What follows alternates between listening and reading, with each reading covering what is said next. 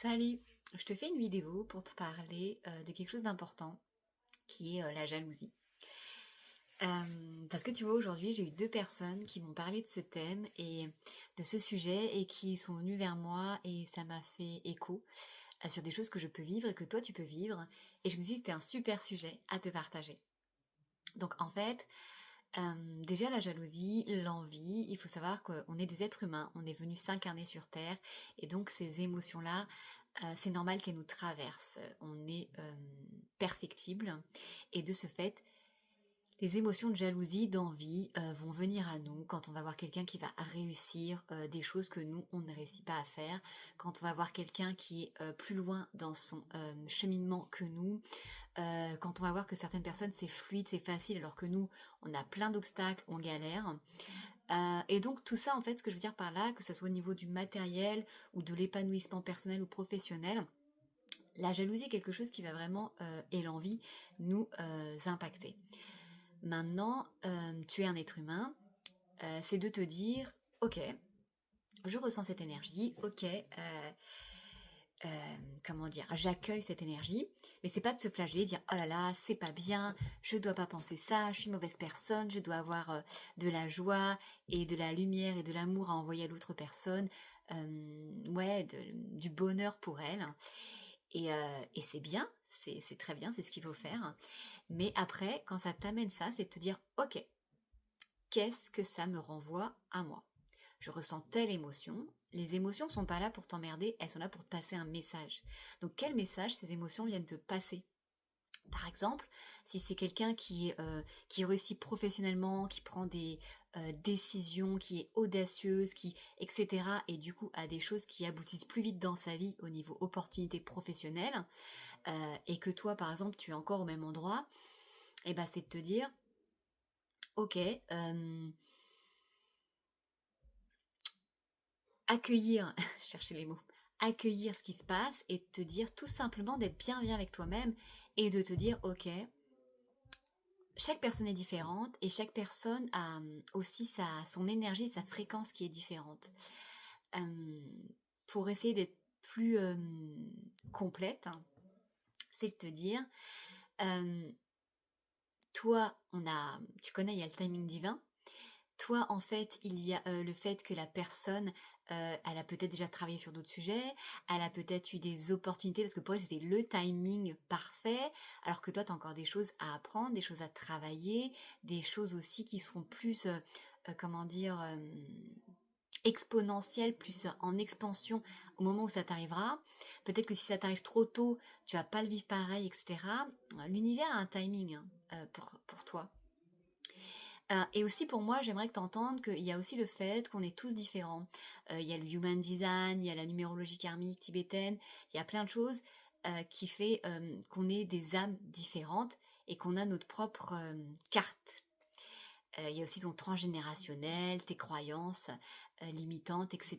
Il y a tellement de choses qui t'ont conditionné dans ta vie qui fait que tu vas pas avancer pareil qu'une autre personne.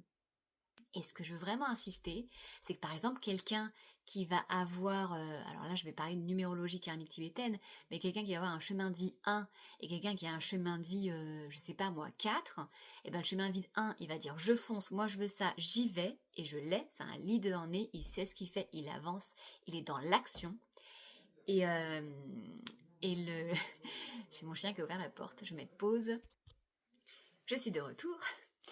Et par exemple, la personne qui a un chemin de vie 4, c'est quelqu'un qui va avoir d'abord des bases solides, de la stabilité, fortifier ses fondations avant d'avancer. C'est-à-dire qu'il va être méthodique pour ériger son château fort. Donc forcément, s'il est dans les bases de la méthode et de mettre ses premières pierres, et ben il va pas être, je vais pas faire ça en 2 secondes 30. Un château fort, c'est pas construit en 2 secondes. Donc c'est ça que je veux dire, c'est qu'en fait aussi on n'a pas on n'a pas les mêmes énergies, on n'a pas la même vibration, on peut pas du tout avancer aussi vite que quelqu'un d'autre. Je suis pas experte en human design, moi j'ai juste capté qu'en fonction de ton type de profil, tu avais aussi des façons de fonctionner différentes, et donc du coup tu peux pas comparer quelqu'un qui est manifesteur générateur et quelqu'un qui est générateur et avec d'autres. Chacun a sa façon d'avancer. Et c'est là aussi où ça vient te renvoyer de dire c'est ok. C'est ok en fait d'avancer plus lentement. C'est ok de se dire bah tiens moi dans la matière je ne vois rien de concret, je ne vois rien qui avance et c'est de garder espoir et de garder la foi. De toute façon tout ce que tu émets ce sont des vibrations qui vont comment dire? Tu envoies à l'univers, je fais une action et j'avance par là. Je décide d'aller comment dire? Ouais, je décide d'aller prendre cette direction-là. Peu importe du coup si ça te fait passer, par exemple, c'est comme si tu disais, je veux aller dans le sud de la France, je veux aller, je sais pas moi, à Marseille. Et ben, si te fait passer par, pas envie de sortir toute la géographie, mais tu vois, s'il te fait prendre l'autoroute directe ou s'il te fait passer par les routes de campagne, les départementales, les nationales, en fait, c'est ok. Ce qui compte, c'est que tu arrives à Marseille. C'est ça ton cap. Et c'est sûr que toi, tu vas être frustré. Tu vas dire, putain, l'autre, il a pris l'autoroute, il a pas besoin de faire le plein, je sais pas moi, il a pas de bouchon, et moi, j'ai pris la départementale, c'est bouché, etc. Ce qui compte, c'est que toi, tu arrives à ta destination. Et donc, la jalousie va te renvoyer l'envie, ces émotions-là vont te renvoyer en fait vont faire comme un miroir et vont te renvoyer bah, toi ce que tu n'as pas. Donc c'est normal que ça vienne te chercher, c'est normal que ça vienne te chahuter. Maintenant, faut pas que ça te pollue pendant 3 heures. Faut que tu accueilles. Si tu as envie, tu sais pas, te taper dans un coussin, te dire putain c'est pas vrai, bah fais-le. Mais cadre ce moment-là, parce qu'en fait, c'est juste extérioriser l'émotion pour pas qu'elle te pollue. Ensuite, c'est te dire ok, qu'est-ce qu'elle vient me dire? Et dans ce message-là, c'est aussi bien sûr, comme je dis, c'est un miroir. C'est qu'est-ce que ça te renvoie que toi, tu n'as pas accompli, que toi, tu n'as pas encore fait. C'est te remettre au clair avec ça. Est-ce que c'est parce que tu procrastines aussi? Est-ce que c'est parce que tu doutes de toi? Est-ce que c'est parce que tu ne passes jamais à l'action? Tu es toujours dans le ah, il faudrait, j'aimerais bien, mais que tu ne fais rien. Euh, c'est ça que je veux dire aussi, c'est qu'en fait, c'est à toi d'impulser ce premier pas, ces petits pas, en fait, vers ta direction. Et donc, du coup, clairement, avec ce miroir, c'est te refaire un check-up. Tu regardes avec ton rétroviseur, tu dis, ok, qu'est-ce que j'ai fait jusque-là?